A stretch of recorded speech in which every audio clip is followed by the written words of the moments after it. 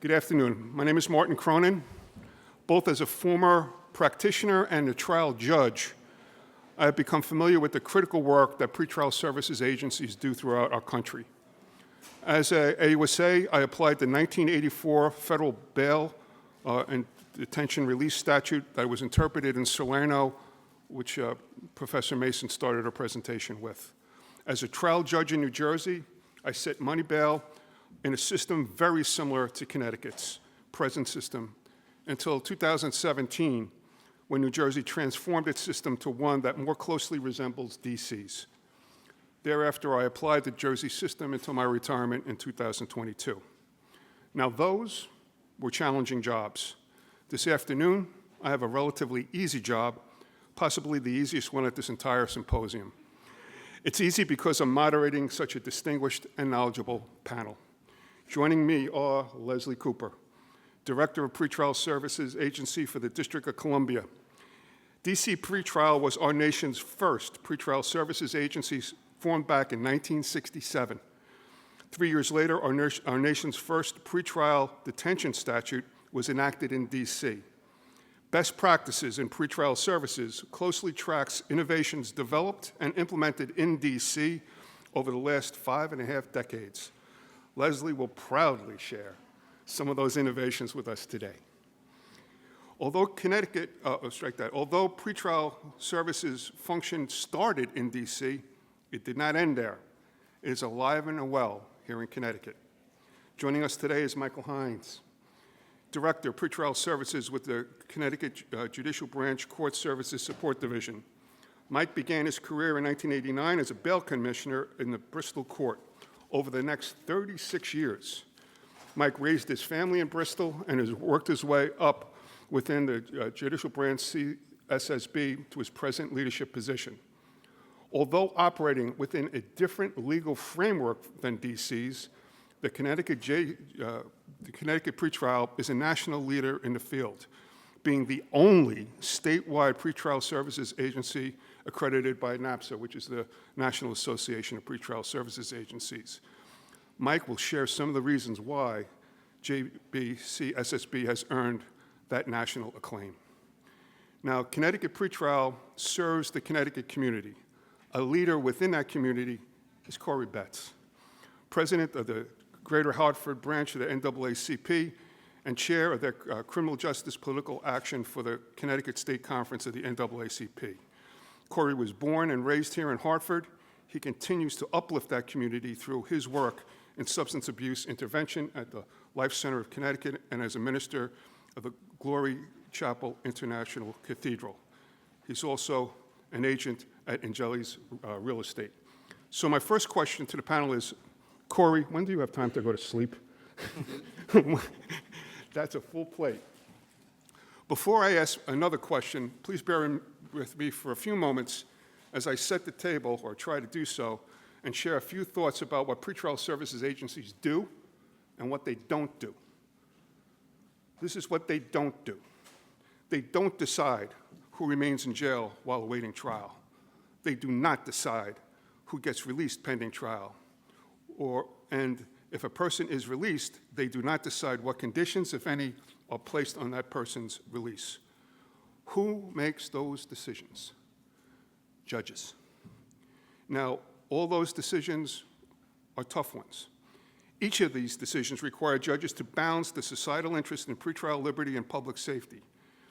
Judges perform that balancing by managing the risks that the accused will commit another offense or fail to appear in court as required. Everyone presents a risk. The judicial task is to manage that risk.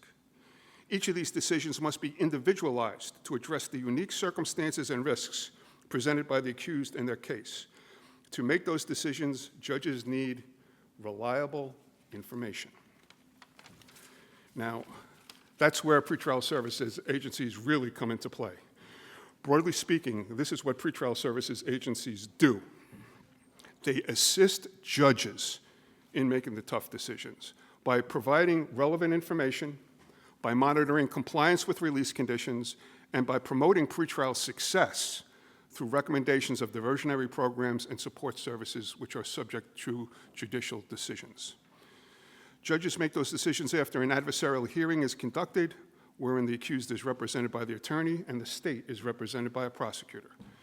These agencies function within a legal frameworks established by the jurisdiction's constitution, statutes, and court rules. Now, presently, Connecticut's legal framework relies upon secured bond. Now, the Connecticut Sentencing Commission has been requested to evaluate this system and to evaluate an alternative sometimes loosely described as a cashless bail system. So, President Betts, Corrie, if I may, from where you sit, what are the challenges that Connecticut now faces in its reliance upon cash bail? When we talk about cash bail in those communities that are being directly impacted by cash bail, I think we have to talk about the elephant that's in the room, right? We have to talk about persistent poverty that has created that. We have to talk about concentrated poverty that continues to perpetuate what goes on when it comes to individuals going in and out of jail, right?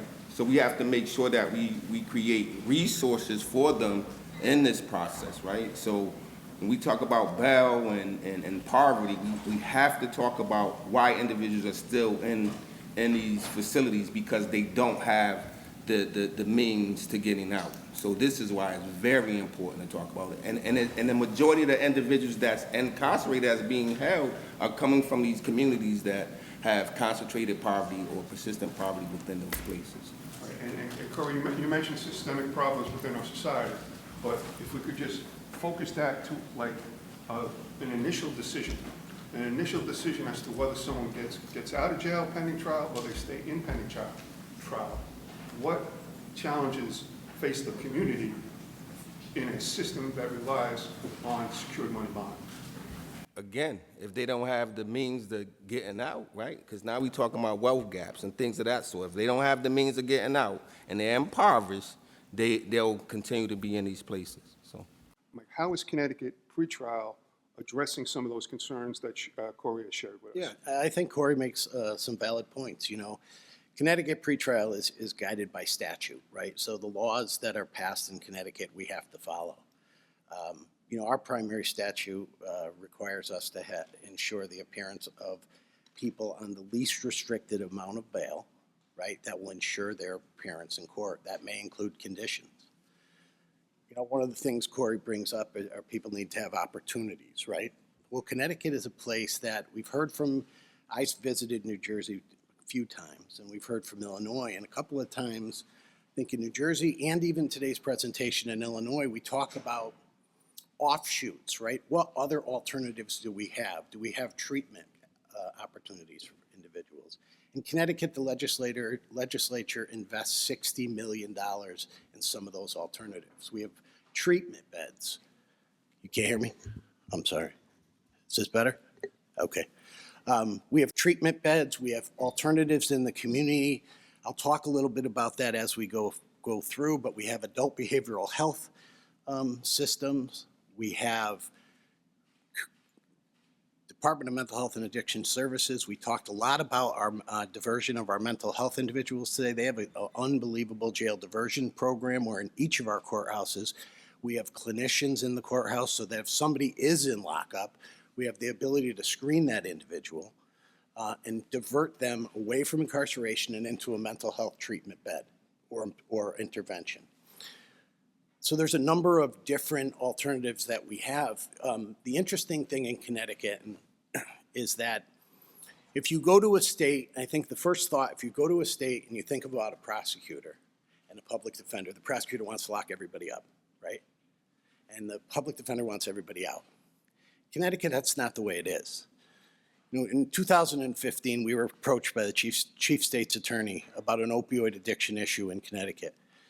And they asked us to take a chance on individuals that were filtering in through a Department of Corrections facility and clogging up our MAT clinic.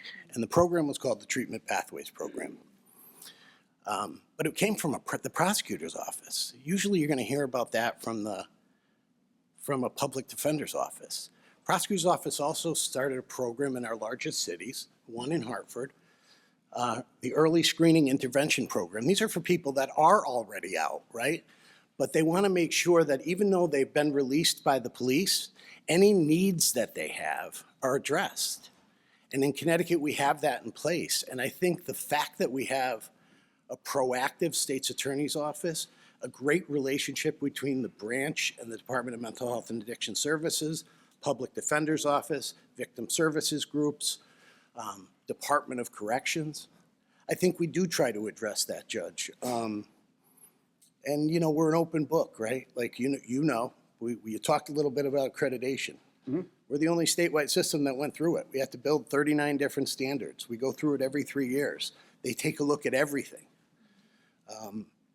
And so, you know, we're proud of the work that we're doing right now in Connecticut. If a law changes, we'll be prepared to adapt to that law. One thing I'd just like to throw in here is I was involved with the reforms in New Jersey, and one of the big challenges in terms of budget was in New Jersey, we had to create a pretrial services agency in order to implement the statute. Mm-hmm. And here in Connecticut, you have a robust pretrial services agency on the ground, developing relationships not just with the accused, with the prosecutors, with defense counsel, but also, and I believe we'll get into a little bit more, with the service providers to address some of the issues that Corrie was raising. So that is an advantage Connecticut has. Now, Leslie, we're not going to keep you out of this. Listen, we are the panel after lunch, and so we're going to try to bring the energy up in the room just a little bit. We can see everyone's faces, and so we're ready for a rich discussion, okay. For sure. All right, so the commission now, the Sentencing Commission now is looking at the existing system in mm-hmm. Connecticut and alternatives that are out there. Mm-hmm. DC is viewed as one of those alternatives. So how in DC are the issues that Corrie raised addressed? Mm-hmm. So I think in general, we use a model that's very similar to what is used here in Connecticut. At its core, our system consists of three basic things. Our system consists of a risk assessment process up front, right? And so when we talk about a risk assessment, we're talking about simply an instrument that helps us predict the likelihood of an individual being able to remain arrest-free during the pendency of their case and the likelihood of an individual making every scheduled court appearance while they're awaiting trial. So at our core, that is what we are trying to control for throughout the life of the pretrial period, very much as is the case here in Connecticut. And so within DC, we use a scientifically validated risk assessment tool that was developed exclusively for Washington, DC. That's one of the points that I do want to note. So we will have some more conversation around risk assessment, but I do think one of the things that that separates the District of Columbia from other systems is that our tool was designed for our population. And I think that even if you buy an off-the-shelf tool, a word of caution is that please have it either normed or validated on the population that you intend to use it on, okay? And so we start from a premise that you can get some data that will allow you to first and foremost craft some recommendations to your judiciary.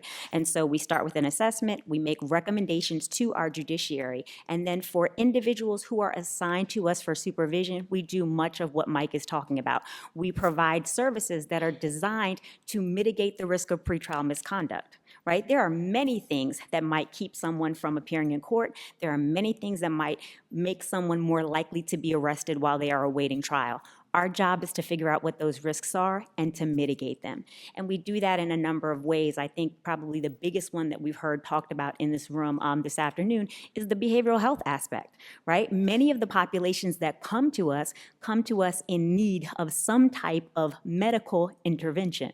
And for so long, we've had this habit of kind of criminalizing behavioral health conditions. And so you find people in the system who really would be better consumers of our public health system. But they end up having to become consumers of our criminal justice system, and we hope that we're able to also provide them with some behavioral health supports as a part of that experience for them. And so at its core, we do so much of what is done here. Once someone comes to us for supervision, in addition to mitigating that risk through kind of the pro-social interventions, we're also going to do routine things such as having someone report regularly to his or her pretrial services officer, right? So once someone is assigned to us, there's usually going to be some type of recurring contact with a pretrial services officer. The point of that contact is to explore barriers to compliance with the court-ordered release conditions. We're not just checking you in saying, hey, nice to see you, we'll see you again in a few weeks. We are sitting there unpacking with that person. What is happening in your life? What are you struggling with now? Do you need a referral for employment? Do you need a referral for housing? How can we help coach you to success during the pretrial period? We'll also obviously do behavioral health interventions, and in limited cases, because I have heard some conversation around GPS, in limited cases, our supervision may involve the use of GPS, but I think it's been duly noted here that that is a limited intervention, and we should place our expectations at a managed level around really what the efficacy is of the use of something like GPS for a population that's in the community. So very, very similar to many of the things that happen here in Connecticut. Just as from a perspective of a judge, I mean, at the end of the day, if you have a system, whether it's an intentional system such as, DC, New Jersey, Illinois, or a bail a system that relies primarily upon bond, wherein it's not the judge deciding who gets in or out, it's the ability to pay that decides who goes in or out. So when you have a judge who is making a decision as to whether to sign this order to release this individual, that's the judge's name on the bottom, and that's the judge's name that might be on the top end of the fold of the newspaper if something goes bad. So, as part of the pretrial function, and it's going to go both to Leslie and Mike, it is to promote pretrial success, but it's also to keep the court, your information function is also to keep the court advised of hurdles, its failures to appear, so that the judge can moderate the conditions either up or down, so there was not a reoffense and someone doesn't get hurt. Is that part of the responsibility? Absolutely. So part of what we're constantly doing, so I talked about the fact that we use risk prediction at the beginning. The risk assessment is a prediction, right? But when you're supervising a case, you're supervising real life, right? You may have to deviate from the prediction that the instrument made at the outset, because for our tool, we're using 42 factors that should give you a pretty comprehensive diagnostic picture of someone at the outset. However, we have to remember that we're trying to control for human behavior. And what you do today may not necessarily square up with how we see your presentation while you're under supervision. And so a couple of things come to mind when you talk about modulating. We use a system of graduated sanctions. And so if your behavior is inconsistent with our expectations and the judge's ordered release conditions for you, we have a graduated system of sanctions that we can impose.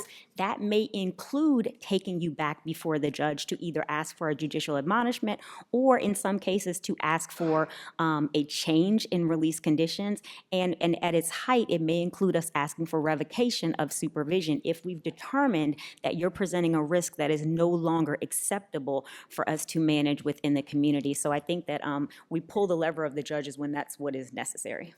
Mike? Yeah, it's very similar in Connecticut. Graduated sanctions is key, right? We want to reward good behavior and address negative behavior. When we send someone to after our risk assessment and after our determination, we may send somebody to an alternative in the community. And a quick example of that is those are for our lower level offenders that have been released that may benefit from treating alcohol dependence. That it could be somebody under the age of 21 smoking marijuana. They will get job development skills there. We have basic needs there, case management, cognitive behavioral therapy. So there's some different interventions at the AIC that we can access. There are times we send someone there not knowing because they didn't self-report that they had a more significant substance abuse issue, that when they start testing positive at the AIC, we're going to bring that back to the court, but understand a negative urine in Connecticut is not a lockup case in Connecticut. The court's not going to lock somebody up from that, but we may change that conditional release to a adult behavioral health recommendation because they need a higher level of care in the substance abuse area. But again, there are, those come in the form of a progress report. We found it in 2005 after our first validation of our new tool, and it's very similar to Washington. We did norm it to the Connecticut population.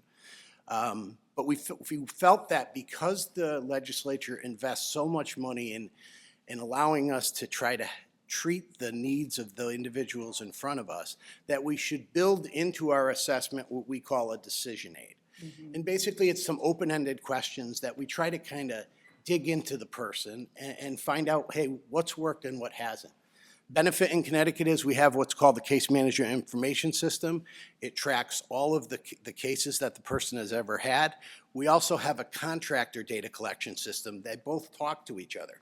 But if I'm going to prepare for a hearing and I'm not sure if the judge is going to allow this person out on a promise to appear with an adult behavioral health referral, I have the ability to go back many years to see what's worked in the past and what hasn't. That might be on probation. Probation may have worked with this individual and they didn't do well in a residential setting, but they seem to do better, as an example, in an IOP setting. I mean, I can have those conversations. I can see all that information. And that's beneficial, because when you're putting together a package for a judge, you want to know what's worked in the past so that we can move these people from law breaking to law abiding. I mean, that's our goal, right? Everybody is here not because, I think everyone's here for a different reason, but everybody in this room has got to want the folks that come through our system to be better off when they leave than when they came in. Yeah. When and Corrie, we'll get to you just a moment, my friend. When you talk about giving information to a court before the initial decision as to whether to release or detain, what kind, both jurisdictions, you have an interview first, mm-hmm. and what are the types of information that you're giving the court? What's before the judge when they're making that call from pretrial?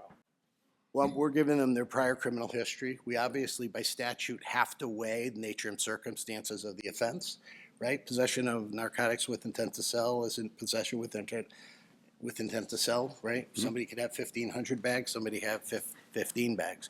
Record of past convictions, past record of parents of court. We want to know, did they fail to appear in the past? Their family ties, their employment record, their community ties. They want all that information, but they also want the information about, have we had them out in the past and how have they done? Did we take a chance in the past? And tell me how they've done. And the benefit of having a robust case management information system in the pretrial world is we have the ability, Judge, to kind of give that information to the court and then let them make the final decision. And I don't mean to interrupt, but I know you started by saying that final decision is the judge's decision.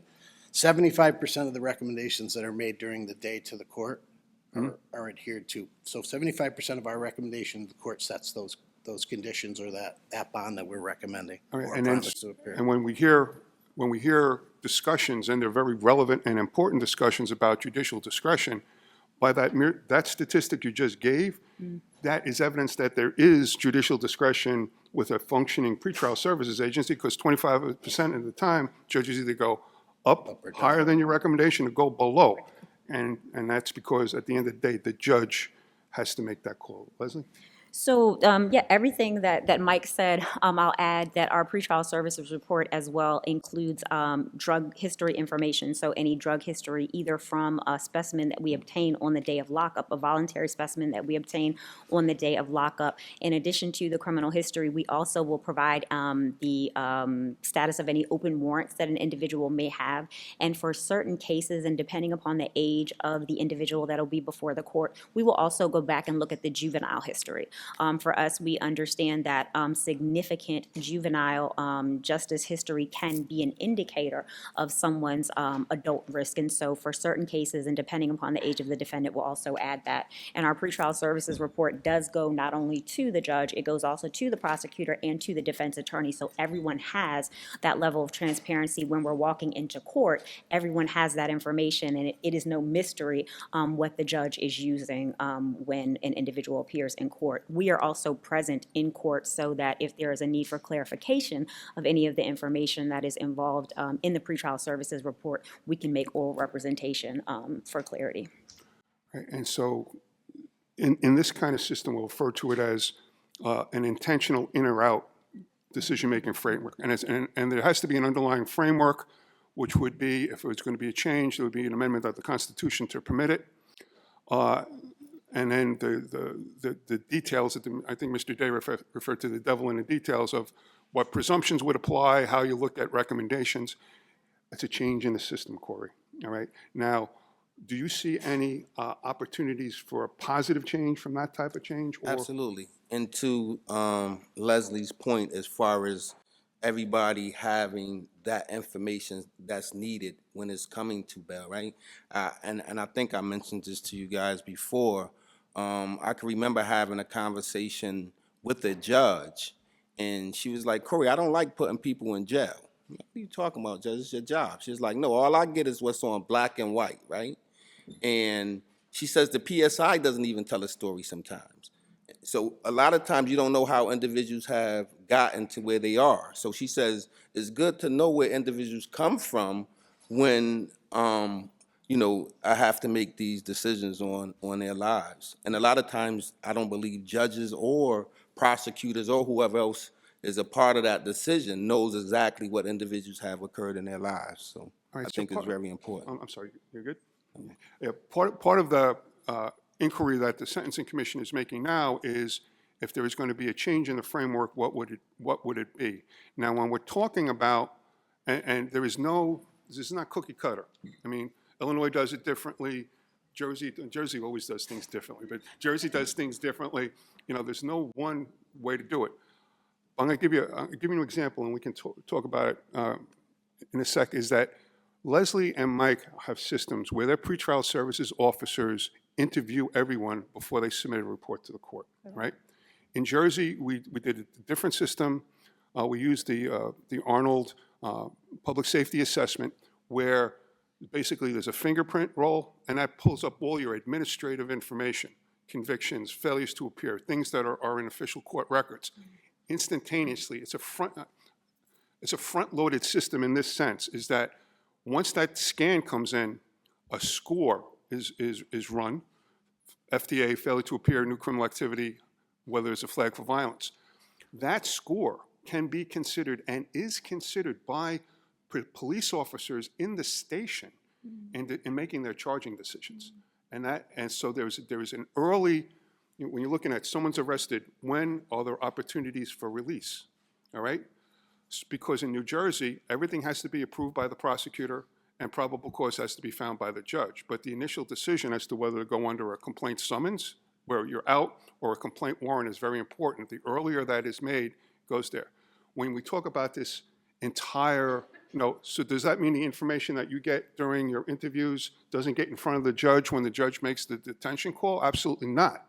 Because what happens in New Jersey is we get the PSA, it gets verified, public defender is assigned at the initial appearance if the state moves to detain, and then if the state moves to detain, there's 3 to 5 days where the public defender has investigators at the jail, contact with the family, so the information you have, what we call them the dynamic factors, the social factors, the public defender provides that to the court in making that holistic decision, and the state similarly brings up very often things that are not in the administrative record, like juvenile adjudications, out-of-state convictions, somewhat. So we sort of get to the same place, but our path is a little different. Okay. All right. Now, Mike, we're looking at this system. We've been describing it as an intentional alternative. If the Connecticut legislature, it's a big if they were to pass legislation transitioning away from present reliance upon cash or secured money bonds to a system more like DC's that Leslie's been describing, or Jersey's, how would that affect how you do business in Connecticut pretrial?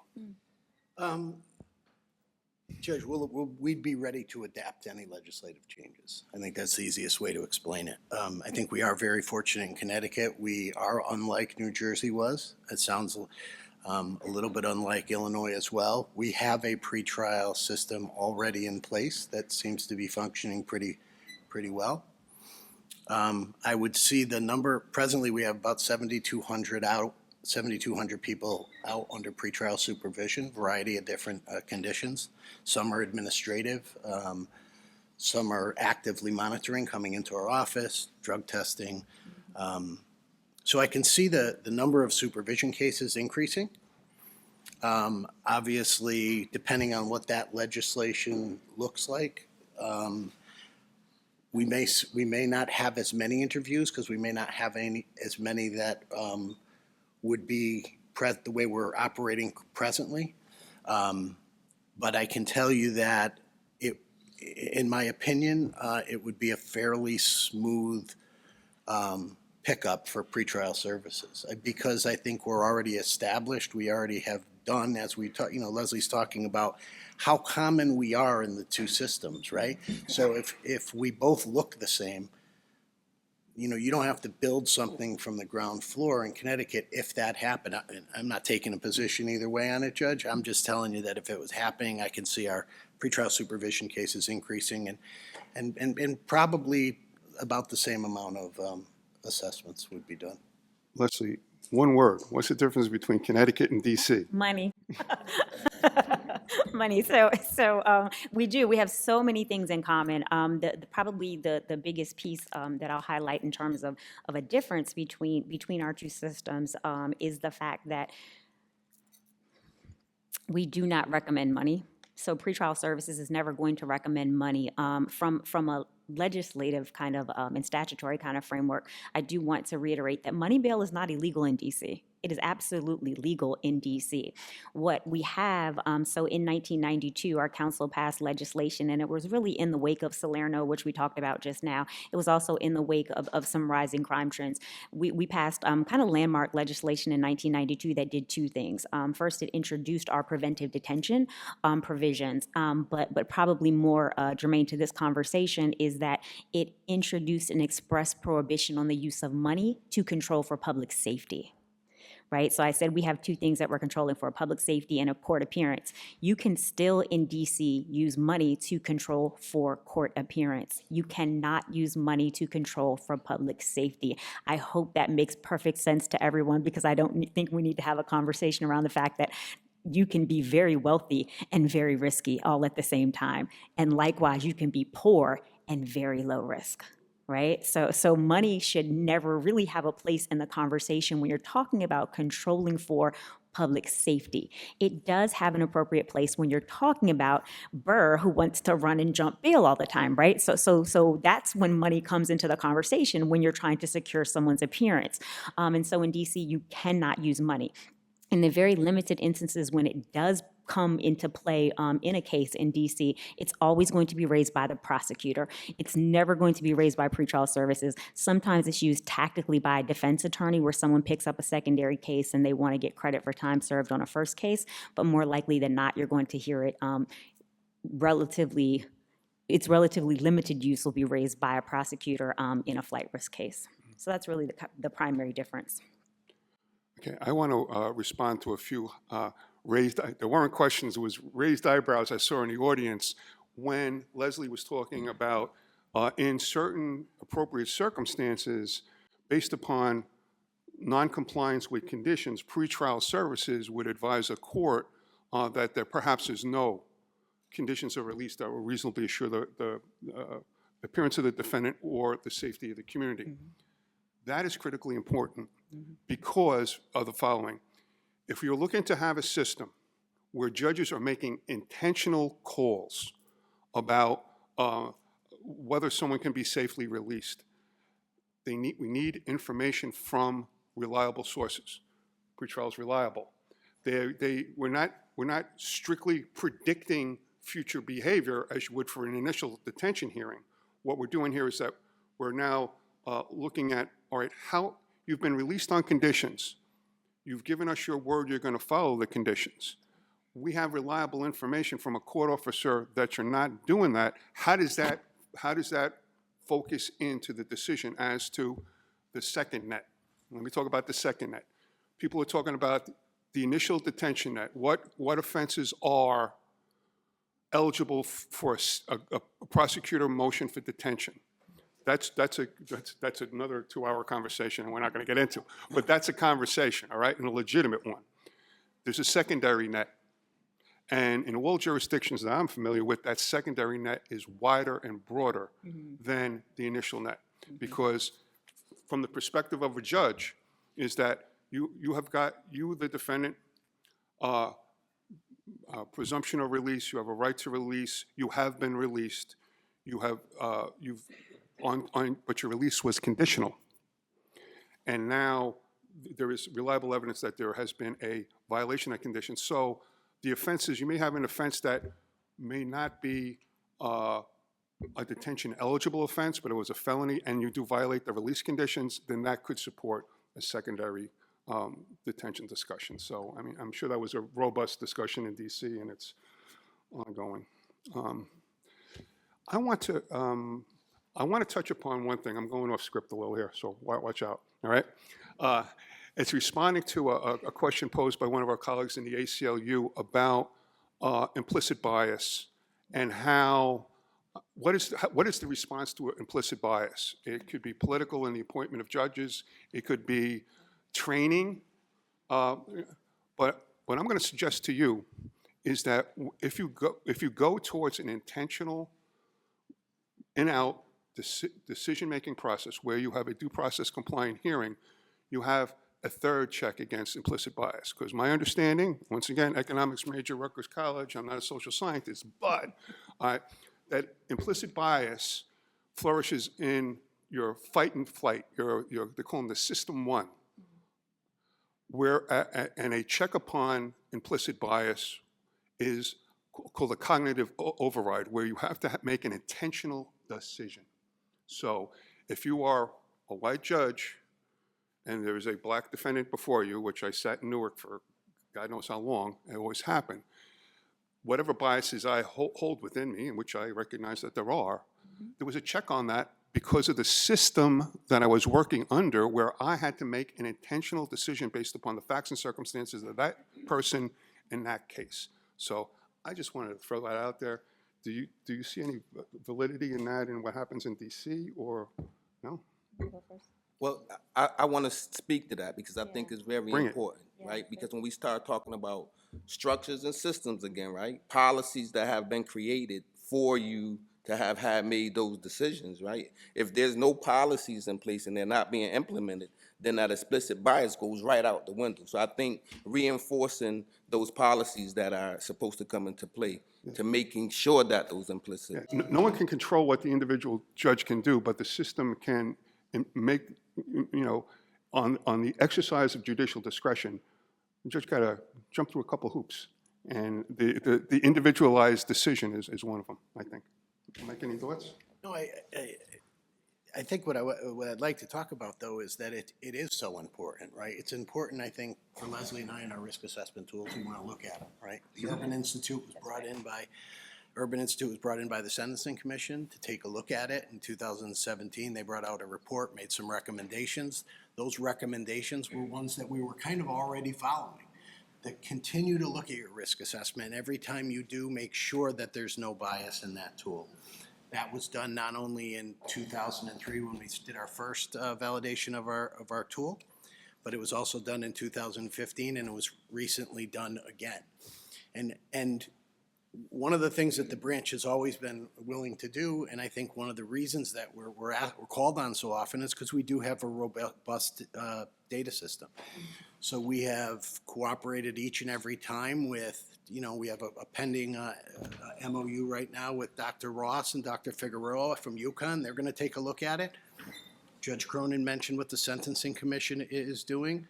I know Alex is anxiously awaiting that final MOU as well, but we're an open book. And I think one of the things we're not afraid of, if somebody says to us, hey, you're doing something wrong in this area, we'll change. right? We want you to tell us what we're doing wrong, but each and every time someone's gone down this road, they haven't come back to us with anything statistically significant.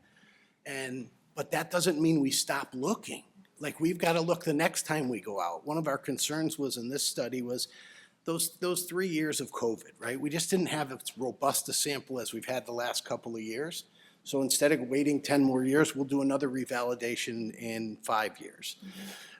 But it's very important, and it's important, at least in Connecticut, and I'm sure in Washington as well, that we continue to chip away at that and let people come in. Because, you know, it shouldn't just be you internally kind of measuring yourself. Bring someone in from the outside. I mean, the NAACP accreditation process is a pretty stringent crash process. There's only one statewide system, and that's Connecticut, that's gone through it. There's a number of counties, about 5 counties, that have been accredited, but it's a pretty big task, and we felt it was important, and that's one of the standards that they take a look at as well. I think I just add for Washington, D.C., very similar. I think you have to be willing to ask yourself the question. I think you have to acknowledge that implicit bias exists. And a lot of times we don't want to have that conversation. We need to have the conversation and understand that for all of our good intentions, sometimes our work has unintended negative consequences. And that's not the conversation that's always very comfortable to have. It's not the one that's always very easy to have. But we have to be willing to reckon with the reality of what is happening if we are seriously committed to changing what happens in the future. And so I think that what Mike talked about is exactly where it lies. You've got to bring someone in from the outside who looks at your tool. It's tough for people like me who are in Washington, D.C., where African Americans are less than half of the population in Washington, D.C. They're 80% of who I supervise. And even though they're 80% of who I supervise, I still have to take the time to make sure that my tool is not doing harm to Black and brown people. Right? In Washington, D.C., close to 90% of the people that are awaiting trial period are doing that in the community. Close to 90% of everyone is in the community, right? So some might say, oh, that's fair. People are getting out. Most of them are Black and brown. They're getting out. But we still continue to subject ourselves to rigorous external scrutiny to make sure that if it's supposed to be 91%, we might be doing that. Right? Because I think we're all open to the proposition that are Black and brown people committing crime? Absolutely. Should some of them be detained pretrial? Absolutely. Should all of them be detained pretrial? Absolutely not.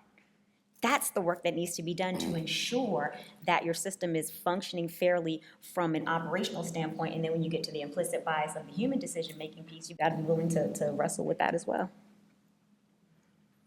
You good, Corrie?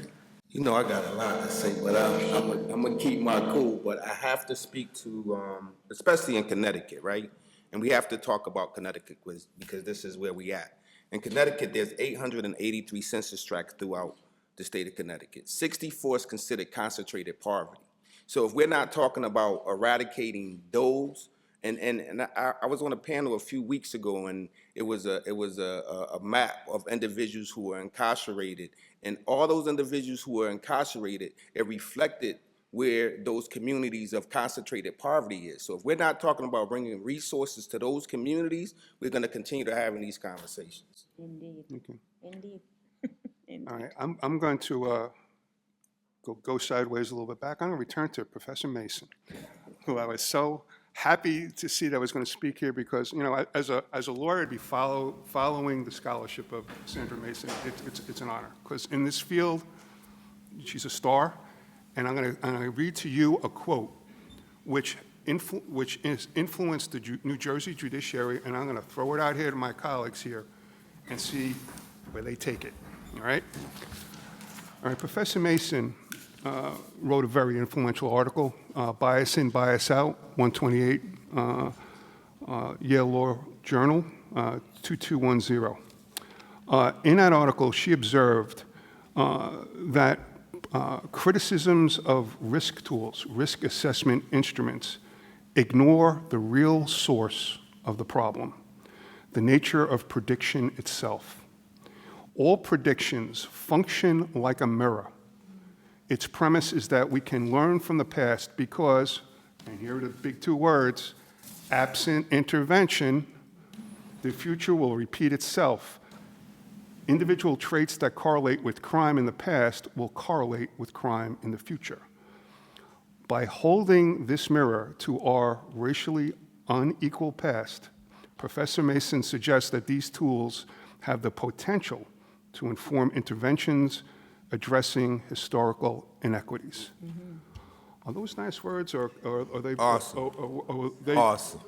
but can we? Are they beyond? Are they beyond nice words? Have they been translated in reality to your experience? I'll let you go first. It's a difficult question to answer, you know. I think every tool probably does have some bias to it.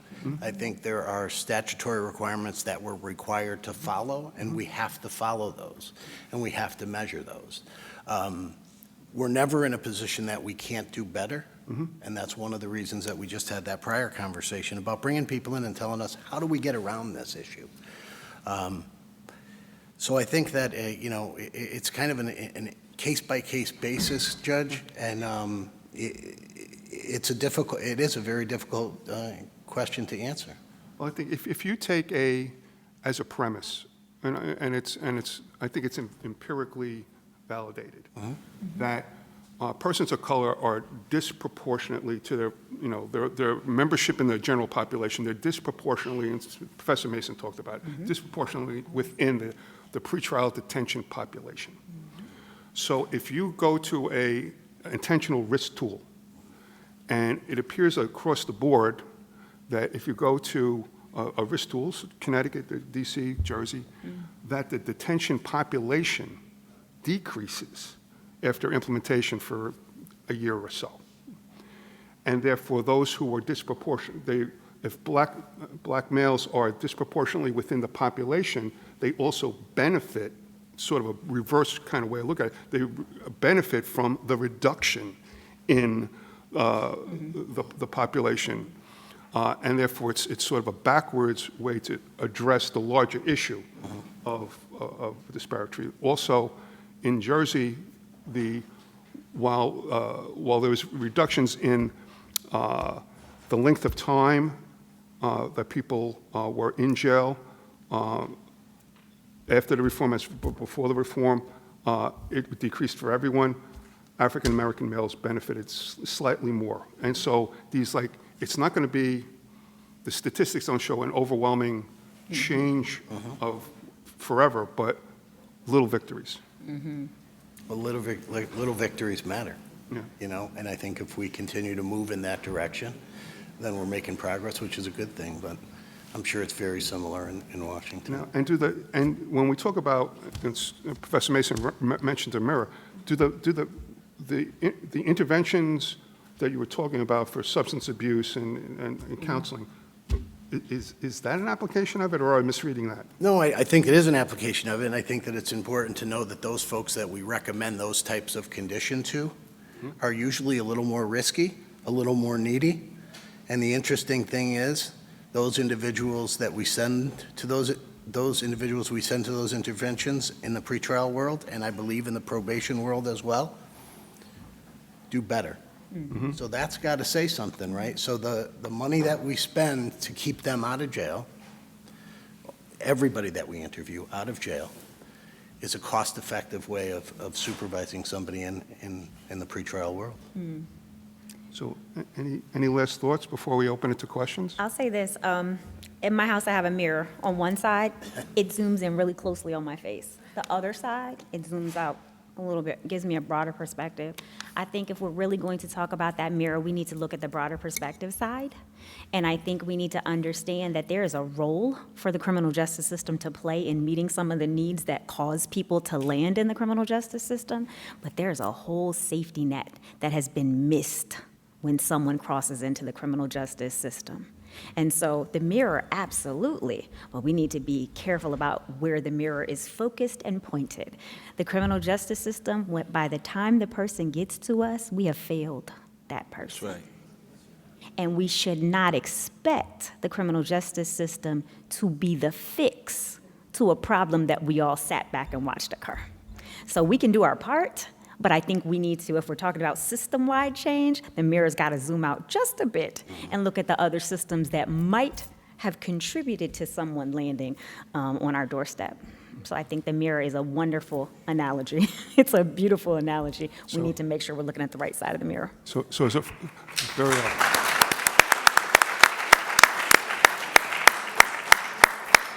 Just dropped the mic and walked away. Mike, you good? I'm good. I'm good. She took it home. That's why she flew in from DC, all right? You talk about the system design. Let's take a look at who designs the system, because there is already an implied bias in the design of the system, 1. 2, I like your mirror analogy, That's her mirror analogy. which I can appreciate. So what I like about that mirror analogy is the thought process. We keep talking about the impacted community, right? Those that are impacted. However, let's take that mirror, frame it right back at the very people who sit in the positions of prosecutor and judge. Because my concern becomes, what happens to the very people, as we've seen cases in the last 10 plus years of prosecutorial misconduct and bias, including judiciary, because we have judges who have made decisions on sentencing because of their own implied bias and experience. So why is there never sanctions for the very people who use these assessment tools? Why are there no sanctions in terms of when these are the people who are in the roles of prosecutor, judge, defense attorney? Why are there no sanctions for the very people that are the people who are pleading the case, defending the case, and judging the case? Because we who are on the opposite side of that system, we get hit with that, and we deal with the consequences.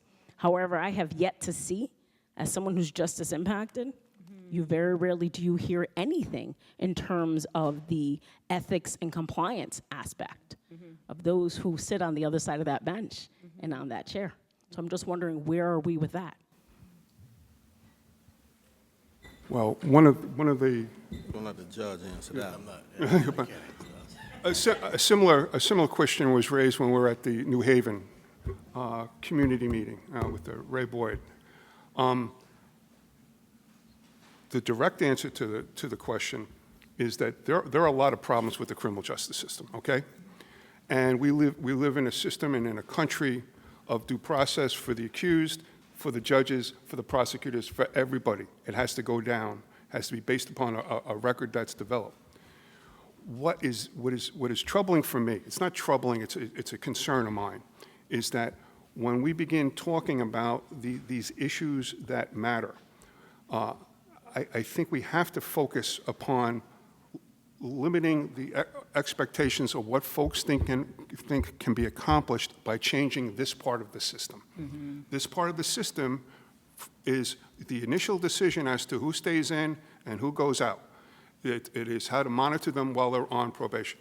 Whether a judge, violated their oath somewhere else, or a prosecutor violated their oath, or you had an ineffective assistance of counsel someplace, we have to, in a very real sense, you got to trust the system to play that out. You might not have seen the results you're comfortable with, but that's the country we're in, like right now. So in order to further this conversation, which I believe is an important conversation, we got to manage the expectations of what we think we can accomplish with it. Yeah, Judge, I just would like to, and I don't know that I'm addressing your concerns, but I would like to talk a little bit about, and I know we've talked about it, but the NAACP accreditation. Part of that is the opportunity to have our auditors come and not only take a look at the standards, our policies, our training, the way we treat people fairly and equitably across our state, but also going out and talking to the judges, right, and informing them and asking them questions. Last time they came, the auditor was Chris Dozier, a good friend of Judge Cronin. She came from New Jersey, and she was point blank with some of our judges, and she went and talked to Judge Gold, our chief criminal administrative judge, right? She talked to Judge Bizzuto, our chief court administrator. They didn't shy away from any, but then they asked pointed questions. And, we talked about the different opportunities we give people in Connecticut. I talked about jail diversion. I talked about ESI. I talked about our opioid diversion program. We have a program for some individuals when they come into the lockup. They may be so sick right? That if we let that individual out that day, we may be, there may be concerns for their own safety. So we built a program many years ago to take a look at a secondary assessment when they're incarcerated, and we try to hook them up with treatment. It's called the Jail Reinterview Program. So I think in Connecticut, we try to do everything humanly possible to give people opportunities to change. And, in the pretrial world, I think that's our responsibility. I mean, if you can change somebody in an early intervention, the first time you touch them, we may never see them again. We don't save them all. I'm not going to stand up here and tell you every person ever comes back through, because we're not going to be able to. But I don't know of any other place, any other state that does what Connecticut does, honestly. I mean, that's a huge investment the legislature gives us, and I appreciate that. But I'll guarantee you, if somebody did a study to say the money that they spend on different treatment models to the judicial branch and DEMIS and the state's attorney's office, there's a cost savings benefit to the Department of Corrections, so those people don't stay in that institution. So, I want to, I just kind of want to finish with that. I want to also tell you that, I've been doing this 36 years. There's been some real bad days. You don't want to hear about somebody that you thought had made it. There's been some real good days when they come back in and I have a supervisor call me and tell me, I got a letter from someone that told me I changed their life, right? But one of the best days I had was this last accreditation when they walked out of our state and they told us that Connecticut's the gold standard for pretrial services across the nation. And that's NAACP, right? That's the National Association of Pretrial Services. That's a good day. That's a good day for me. That's a good day for my regional managers. That's a great day for my line staff who do the hard work. It's not easy, and I'm not going to tell you we're perfect, but we'll continue to look at what we do, and we'll try to get better. Yes. Oh. Did we get it right? You got it exactly right. I'm honored and completely embarrassed that Judge Cronin my intention. read that. Yeah. Leslie, you improved the analogy, so I'll be calling you when I draft my next law review article. Thank you. The question is, you said exactly what I intended, that we have this, we're doing statistical risk assessment. What we're really doing is just holding up a mirror to our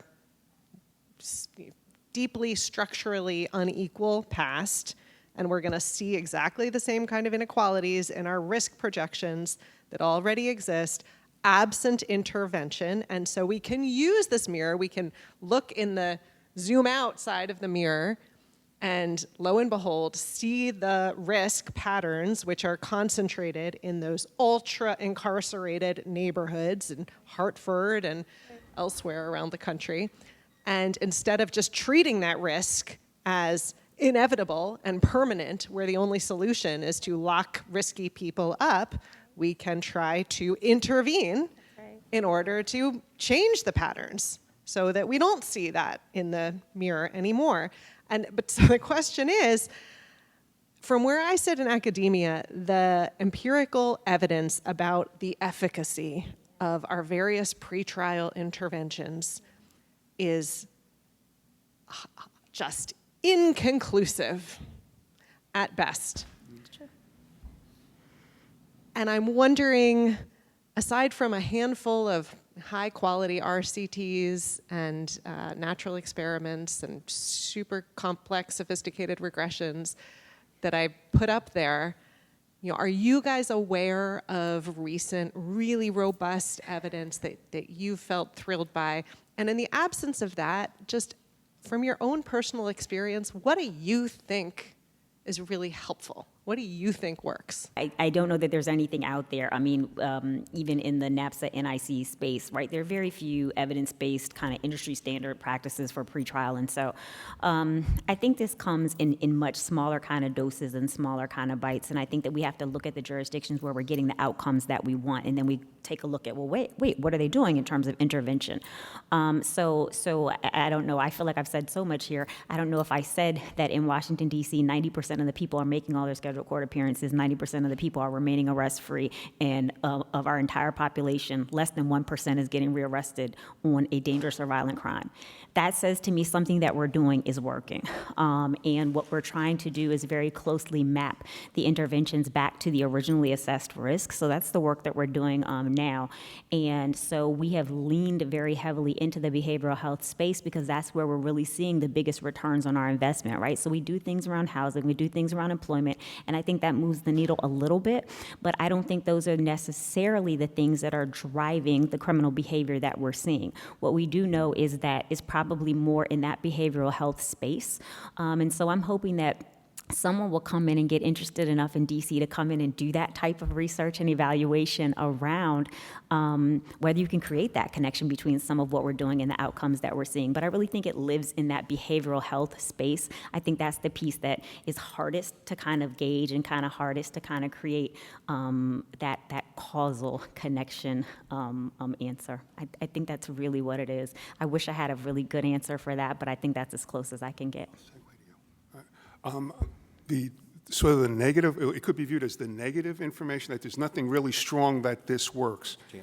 That has a benefit, because when Jersey rolled out, informing judges of that, when Jersey rolled out its reforms, the recommendation from pretrial at the highest level was, no release recommended or maximum conditions. That's how the document, and judges follow rules, all right? And so what wound up happening is, within like 2 weeks, there was like no electronic, because people were getting over-conditioned up the wazoo. Yeah. They had drug treatment, they had, electronic monitoring, blah, blah, blah.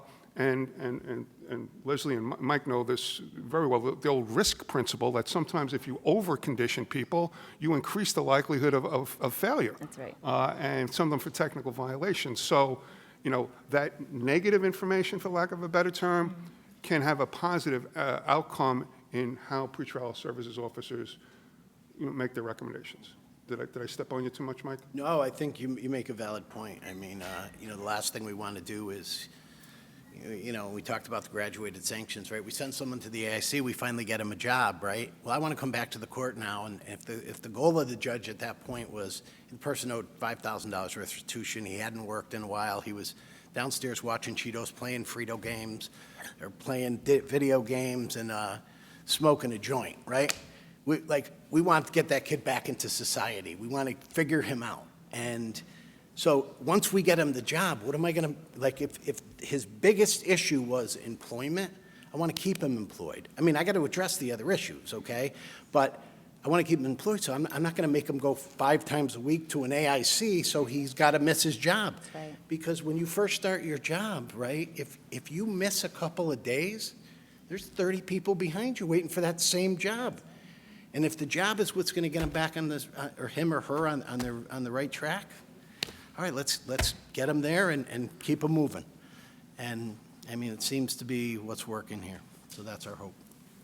I got one more thing, and I'm gonna be quiet, right? And I have to say this, the noble thing is always to focus on the person. That's noble, right? But we're not talking about when these individuals are returning back, they're going back to the exact same places that got them there. So if we're not creating opportunity and exposure within those places, we're doing a disservice to these individuals. That's where the intervention needs to be, in the community. Absolutely. That's the intervention. So I had to just say that, so. Any other questions, folks? Seeing none, 15 minutes or so, and then we have our next panel. Thank you much. Thanks, Judge. Thank you. You gotta go to lunch or something. I'm not whenever you're ready.